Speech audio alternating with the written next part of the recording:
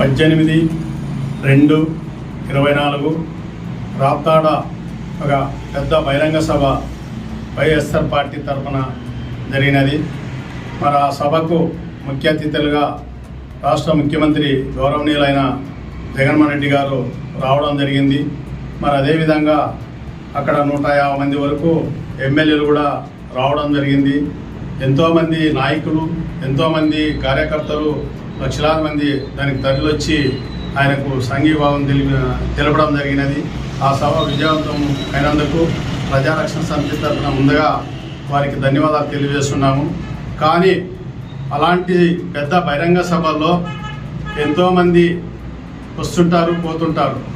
మరి అందులో భాగంగానే ఆంధ్రజ్యోతి ఫోటోగ్రాఫర్ కృష్ణ కూడా అక్కడికి ఆ సభని తీయడానికో కవర్ చేయడానికో రావడం జరిగింది. మరి ఆ కవర్ చేసే వ్యక్తిని కార్యకర్తలు మళ్ళీ కొంతమంది నాయకులు ఉసి కలిపి ఆయన పైన విపరీతమైన దాడి చేయించారు. ఈ దాడిని మేము తీవ్రంగా పిఆర్ఎస్ తరఫున ఖండిస్తున్నాం. ఎందుకంటే సమాజంలో విలేకరులు కానీ, పత్రికలు కానీ, ప్రజా సంఘాలు కానీ, కుల సంఘాలు కానీ అన్నీ కూడా వారు శక్తికి మించి పనిచేస్తుంటాయి. మరి అలాంటి వ్యక్తులపైన దాడులు చేయడము నిజంగా దుర్మార్గమైన పాలనగా మేము భావిస్తున్నాం. అలాంటివి ఏ రాజకీయ పార్టీలు కూడా జరగకూడదు. అలాంటి దాడులు ఏ రాజకీయ పార్టీ చేసినా కూడా మేము తీవ్రంగా ఖండిస్తాము.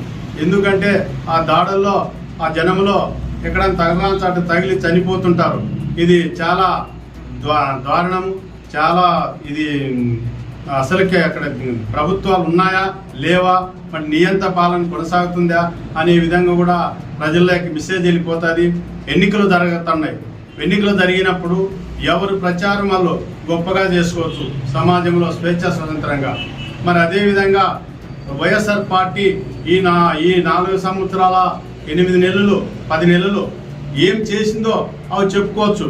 కానీ రెచ్చగొట్టే విధంగా కార్యకర్తల్ని రెచ్చగొట్టే విధంగా చేయడము ఇలాంటి సభల్లో మంచి పద్ధతి కాదు. సీఎం గారికి కూడా మరి గెలుపు ఓటం అనేది ప్రజలు నిర్ణయిస్తారు, ప్రజలు ఓటు వేస్తారు.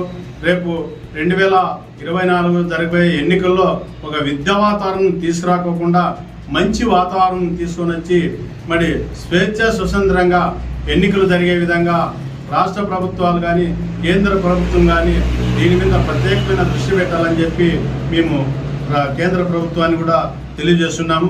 మరి అదేవిధంగా దాడి చేసిన వారిని ఎవరెవరైతే దాడిలో పాల్గొన్నారో ప్రత్యక్షంగా పరోక్షంగా వాళ్ళందరి మీద కూడా చట్టబద్ధంగా, న్యాయబద్ధంగా, ధర్మబద్ధంగా కేసులు కట్టి కఠినంగా అరెస్టులు చేస్తే రేపు ఇంకో దాడి జరుపుకునే అవకాశం ఉంది. ఇది ఈ సమాజంలో మంచిది కాదు. ఇవి ఇప్పుడు మరీ ఎక్కడికో పోతున్నారు, ఫ్యాక్షన్ లేకపోతున్నారు. ఫ్యాక్షన్ ప్రాంతాలన్నీ ఏమైపోయాయో గత ఈ 70 సంవత్సరాల చరిత్రలో మనం చూస్తున్నాం. మరి ఇప్పుడిప్పుడే కొంత అభివృద్ధికి మడుగులు పడుతున్నాయి. అలాంటి పోటీపడి అభివృద్ధి చేయాలి. కానీ ఎవరికి పాలన కట్టినా కూడా ఇట్లా వ్యక్తిగతమైన కక్షలు వర్గాలు పెట్టుకొని ఇట్లా దాడులు చేసుకోవడం మంచి సంస్కృతి కాదని చెప్పి మేము ప్రజారక్షణ సమితి తరఫున మేము పూర్తిగా వాటికి వ్యతిరేకిస్తున్నాం, ఖండిస్తున్నాం.